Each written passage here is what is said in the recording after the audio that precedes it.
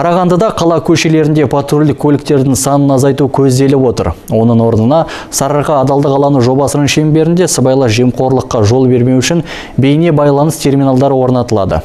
Енді жоба жұмысы құқық қорғау органдарының қызметіне де бағытталған.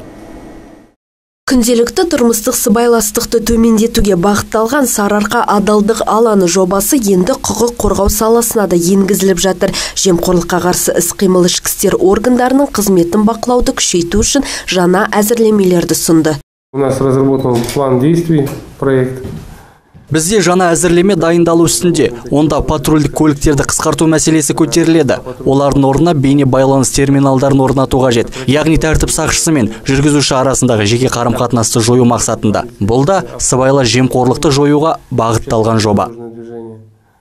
Бұл жүйені перспектива ғылыми өндірістік бірлестігі құрастырып шыққан сарапшылардың пікірінше осындай шаралар жол қауіпсіздігін бекіту мен бақылауды жақсартады. Внедрение которых может нам позволить сократить патрулирование. Бұл алдымен патрульдерді қысқартуға және полиция қызметкерлерін жол қозғалысының қатысушыларымен тікелей байланыс орнатуға мүмкіндік береді. Соның арқасында біз халықтан кері байланыс аламыз және ішкі істер органдарының қызметін бақылауды күшейтеміз.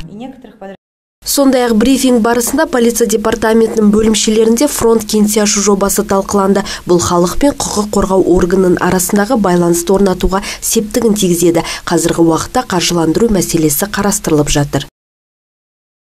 Ажырқын Сейсен, Аман Қожанов, Дастан Шанин, Бірінші Қарағанды телеарнасы.